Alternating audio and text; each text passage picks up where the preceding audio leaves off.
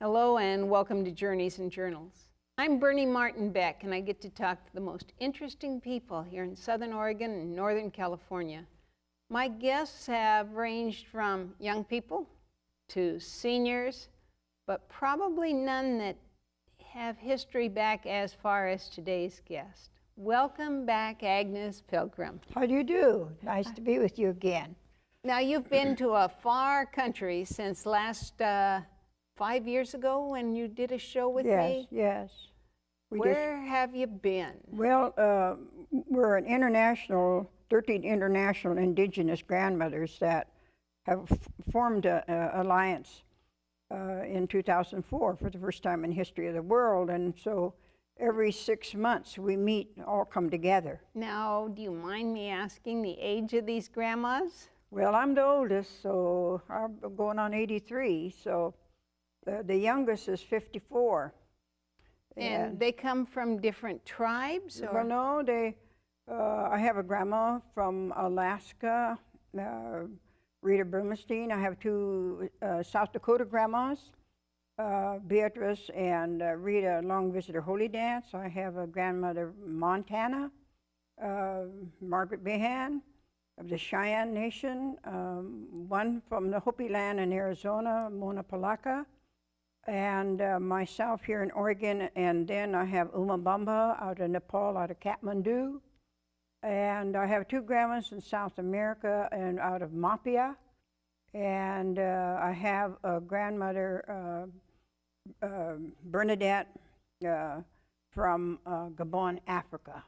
Now, how in the world did all you women get together? Through a vision from a woman that heads the Center for Sacred Studies out of Sonora, California, who had a vision about having 13 jewels in a basket.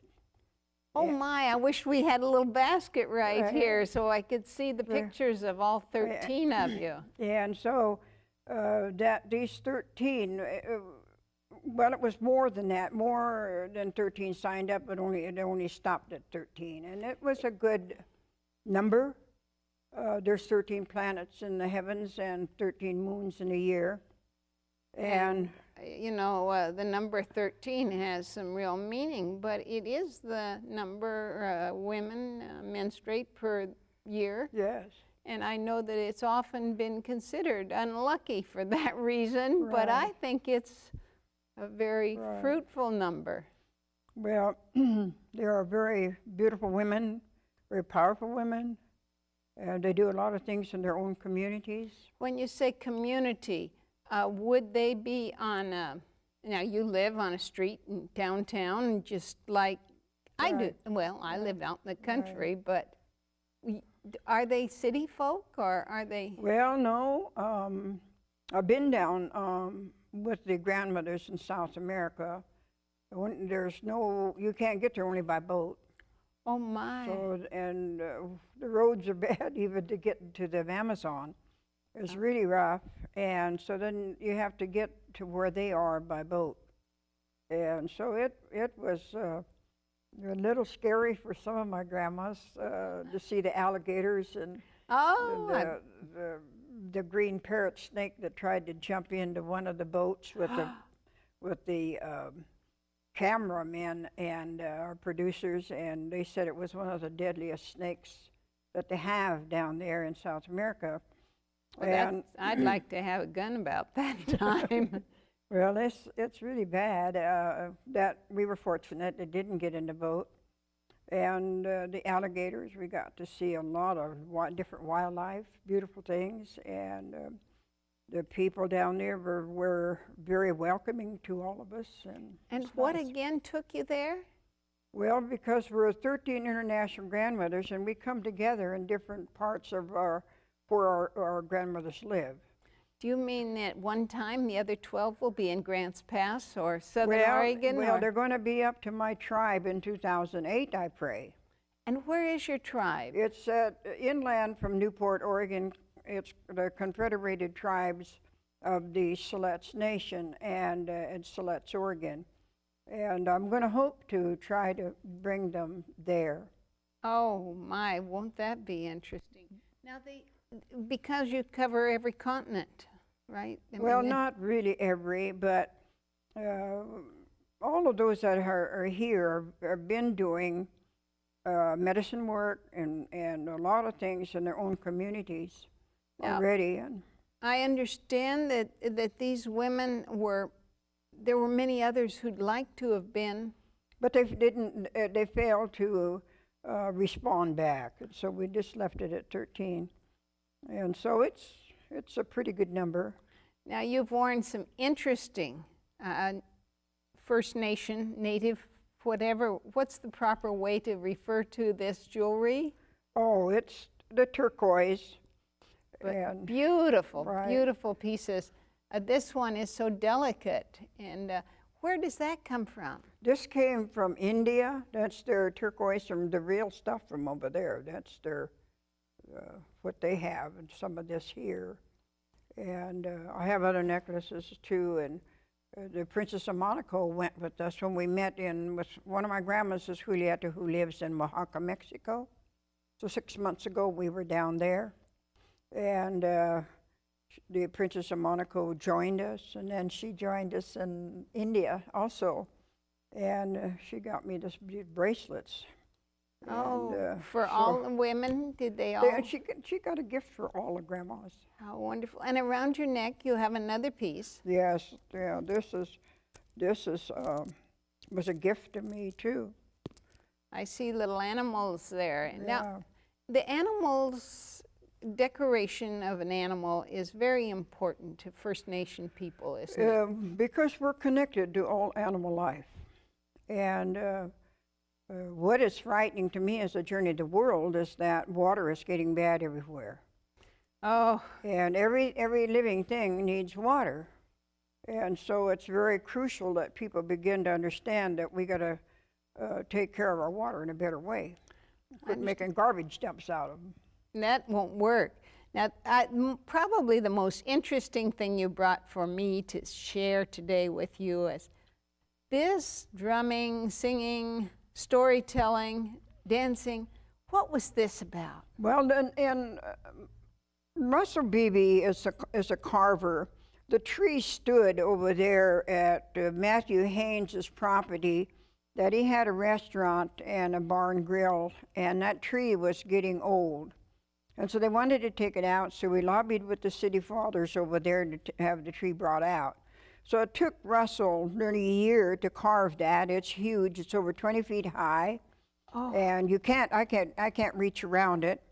And they have a likeness of me carved on there, and a Shasta man holding a baby on the other side, and an eagle with his feather over my shoulder. Now, this is the eagle wing. The eagle wing there, and there's a goose, and then there's a deer, and there's a beaver, and there's a salmon. And this is you? Yes. Now, where could this be seen? Where could I go? It stands there permanently based right as you going into Ashland, as you pass Hellman Street and Main Street. It's just right there on the corner. It's only 15 feet up to where it actually grew. Oh, and how tall? It's over 20 feet tall, the carving. Enormous. And this is the carver. Yes, is that right? that's Russell Beebe. And This, so the mayor dedicated letters to Hams, closed the streets down going in and those coming out for that hour that we came down the street singing. And when the dedication service began, we had a lot of speakers. The mayor was the speaker. A lot of people spoke. this is right downtown Ashland. Right. It's just, Lithia yeah. It's Way. right. Main and Lithia Way. It's right at that junction. Oh my, I'd love to. Do you have any First Nation stories about Lithia water? I mean, is that part of Indian lore, so to speak? Well, no, not that I know of. I know that our people lived there, and there's some healing waters right close there too. Well, I know The well springs. when we went as children, we'd go to Jackson Hot Springs, Right. and the water, you could just feel it coming out warm. Dr. Jerry has a pool there now that people can go and use that. It's just pretty nice. Oh, I remember it was the first time I'd ever seen my father dive, and he wasn't a real slim fella by the time he was 40 or 50, you know. but he got up on the high board and we didn't know what to expect. And it was like seeing the Olympics as he dove. And he'd been a diver as a young man in Los Angeles. They dove for money. Oh, wow. People would like this was before the Depression, and they'd throw money in and then the kids would dive for it. And if they liked the dive, they'd get more money. Wow, that's something. So now this whole idea came from whom? Who decided? Well, it came from Russell himself. When the tree came out, he had an idea of what he was going to carve on there. Then one of the limbs broke, and then he saw me on there with those limbs and my arms reaching up. And so he carved my basket on my head and put a dove in one hand. Now, when that day of the dedication, I took an eagle feather and it's hanging from my other hand. Many people that go to work over there say that when they go to work in the mornings, that feather's in my hand, and when they leave at night after work, the feather's blowing in the wind. Oh, so this is something we can all go see and just appreciate from a tree that was dying. Right. Now, is this the The green behind that carving is the actual tree where it stood in the ground, and then they superimposed this right in front after it was carved. Yeah. So it's so the mayor over there, John Morrison, dedicated September 30th, the Native American Day, First Nation Day of the year.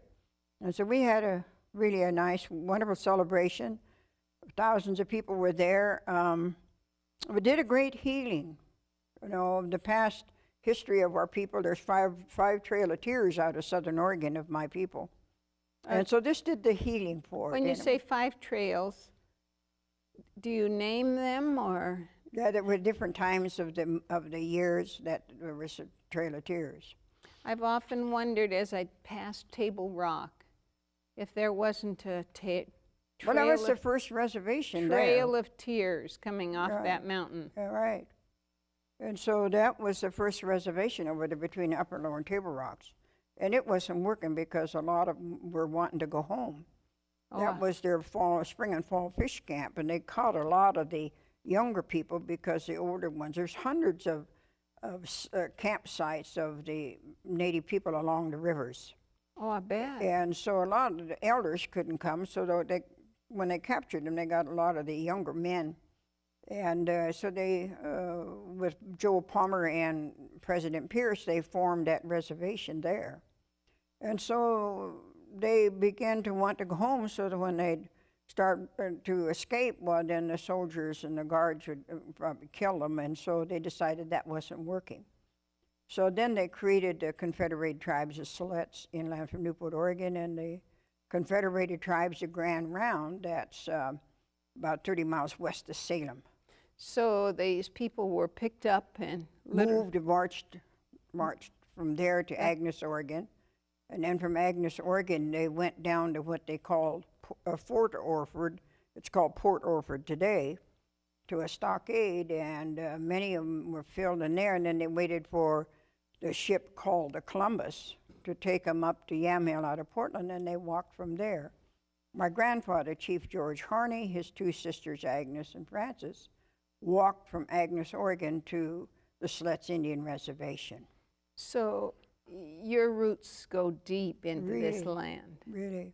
I'm the oldest living descendant that we know of the Takilma Indians that once lived in this valley down here in Southern Oregon. Now, I asked Agnes first before we mention this on. Tell me about your tattoos. Oh, when the Maoris came to my tribe over a year ago to Willamette University, they brought a lot of their capes that they takes them over the year to weave their capes. And actually, some of them sell for $125,000. Oh. And so this is the first time they brought their work into Salem out of Willamette University. And in that 17 group, my tribe had me to come up to do the welcoming and the blessings of the Maori people that were there. And so in that group was their master tattooist.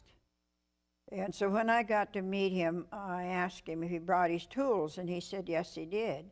So we sat and figured out some time, because they came to our tribe, all of them, that if, with their agenda and my agenda, if we could get it done. So it kind of worked out. And it's the first time anybody had been tattooed in my tribe in 150 years. And right after me was my daughter. There were so many wanting some tattoos on them that I just had them do the thicker one in the middle and thin ones here. And then I went to New Zealand, and they finished it over there with hundreds of voices singing. And they were all singing when I had started it. My tribe was beautiful. And so I'm glad that I finally got it done. Now, would you know if Grandma and Grandpa had tattoos? Yes, they had these markings on them too. Was for wisdom and strength. Some for being medicine people. Some for markings, so that if they put tattoos on some of the children too. If they ever got captured, they would recognize them if they found them. And oh, kind of like an ID number or something like yeah, that. Well, that was part of it too. Yeah, so now I have it, and I'm glad I got it done. Well, not only have you come with these beautiful, beautiful shoes on. Moccasins. These are moccasins, but they are about calf height. Yeah. Oh, I'll have to have them cut in a picture of these white ones. Are Right. these made here? I or- make them. You make them. I make them. Yeah, so I make my own moccasins. They match your beautiful cape here. Is this from this country? Or? No, I got this when I was over in India, Dharamsala. Well, now, let's talk a little bit about India, because this is as soft a cashmere as you'll ever find, Right. with the most beautiful inlay, or, Right. yeah, it's all the way through, woven into it. Well, they got some beautiful things over there. The people that they make these, even children make a lot of things, bags and all kinds of things. I'm sure of that. Wall hangings for your letters or keepsakes and a lot of things. Now, And it was very nice for us to have an audience with His Holiness. now that's what you're talking about here, or, or here? Well, yeah, this is all of us 13 grandmothers, when we came together in India. And we had over an hour and a half with him, which some of his staff said that he doesn't usually spend that much time with a group of people. Now, you're talking about this is the interview, or Right, with His Holiness. he has a name. Yes, and what is it? Tinson Gypsto? Something similar to that. They say it so fast that it's hard to remember how to pronounce Oh, it. I understand. Yeah. Now you have what here? These are younger women. Well, this is my Tibetan grandmother, who was exiled from her country and lives in Toronto, Canada. And this lady heads up the Center for Sacred Studies, that right here, that they get all the funds for us to travel. Now, when you say she was expelled from Tibet, there must be a terrible story there. Well, a lot of people tried to flee Tibet because they were getting killed. I saw some previews just here the other night on television and how that came about with the shooting and the killings. And so my Tibetan grandma was instrumental in doing a diversion to get His Holiness out of Tibet. When we were over there in the Dharamsala just the other day, 3 women and 1 girl were killed trying to escape from Tibet. Oh, yeah, this is heartbreaking. It we think is. about imprisonment of any kind where it's wrongfully done is Right. just a shame. What really hurts my heart is when I was at the Dharamsala, they got over 2,000 children. Over 2,000 children that don't have parents. Some of them are still in Tibet and smuggled them out. And some of them, their parents are gone. And some of them live in Tibet, in the Dharamsala, and send their children to these schools. Ah, now this is all part of your trip. Yes. But over here in the back part here, I'm so anxious to get to this. What is the story here? She's dressed as if it were Well, for... she's a monk, and he's a Muslim, and this is Chief Jake Swamp, who's from the Iroquois, the Mohawk Nation in New York. So this gathering was a tremendous coming together again of your people? Of people. Of people. There is, well, 140 of us went over there, because each of us grandmas have a assistant. My daughter helps me. And each of the grandmas, 5 of them have to have interpreters. Oh, of course. And so it gets, when they're talking, it's pretty hard. I'm the chairperson, and it's pretty hard to keep track of everything that's going on, and trying to watch everybody that speaks to shorten their stop, don't make long sentences, so the interpreters can get the message to the grandma. And so it's... Before we run out of time, please tell me about your headdress, hat, whatever, basket. What do you call it? Basket cap. A basket cap. It's loaded with things. What is it? Well, I've got on the top the red-headed woodpecker scalps. That's the only bird that our people killed way back there hundreds of years ago, and they used them for decorations. And that's what I have on here. And then I have the early Indian wampum. That's the first medium of exchange. It's a dentilium cells. Oh, and I don't... That's that little shiny cell. Yeah, the white ones that's up here on my cap. When... and it's made out of the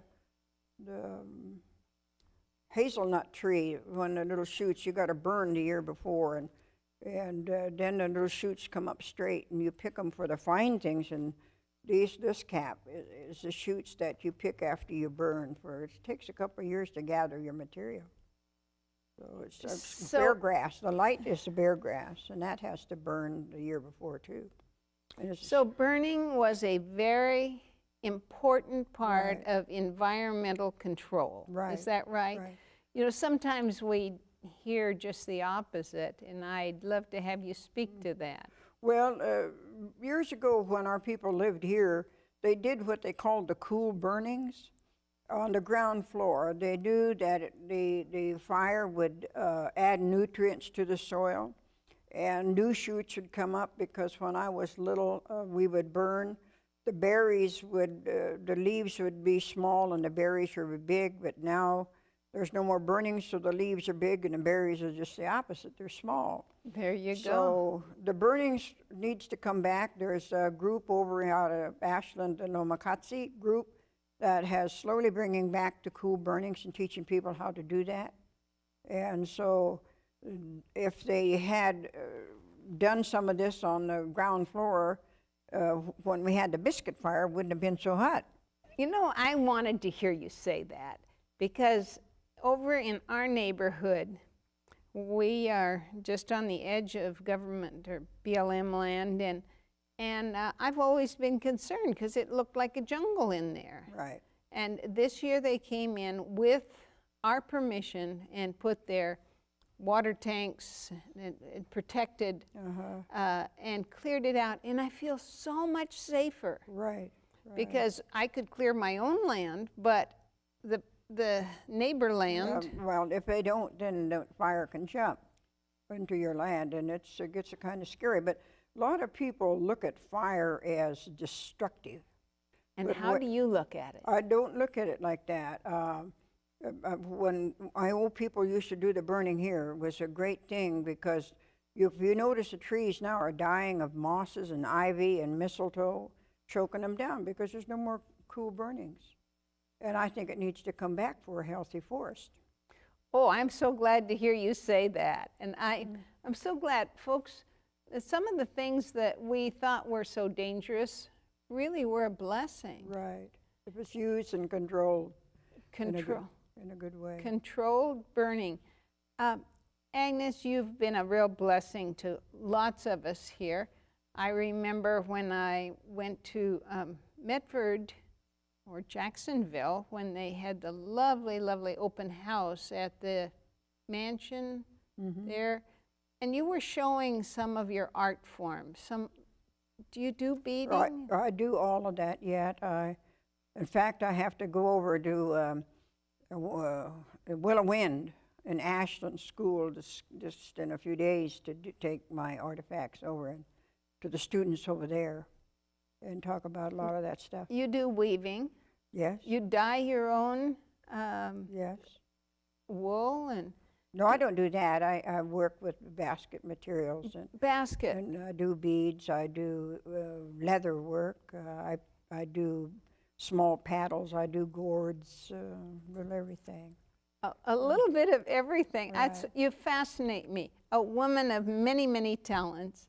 You have a few minutes left. What would you like to tell us about the First Nation people or the Native Americans? I'd like the people to keep in touch because I want to bring all 13 of our international indigenous grandmothers to my tribe in 2008. I'm praying that it'll all come about.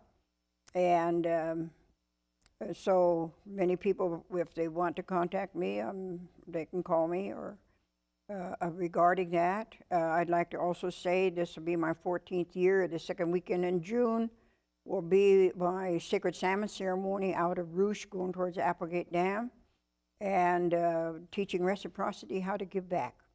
Give back. You know, that's such a beautiful idea. And you're telling us the burn was actually giving back to the soil, the needed elements. What about water? Here we have... Water is scary all over the world. I've traveled all over the world and water is bad. And even then, when you go to different countries, you got to find a brand that they say is the best. And here, all we have to do is hold up our hands and the water just... Right. I tell you, Oregon rain is nothing like it. It's just, it's such a blessing. Well, when you travel abroad and you come back here, you really appreciate this country and the freedom that you have and know that you're safe out there. It's kind of scary in other places. I understand. Yeah. I understand, and I thank you so much for being my guest here on Better Life Television again. And you will get a copy of this to share with your family. Thank you. And we invite you to bring more of your family another time. This is our 10th anniversary, and we're just mighty happy that 10 years of history we've been able to record. That's wonderful. Congratulations. Thank you so much. And thank you again for being my guest. And God be with you and your work. You too. Your work. Thank you. I'm Bernie Martin Beck, and I get to meet the most interesting people around these parts. People who, well, we might never have met if somebody hadn't said, you ought to talk to my grandma, or you ought to talk to my friend or my neighbor. And that's really where I meet so many of the guests that are here on Journeys and Journals.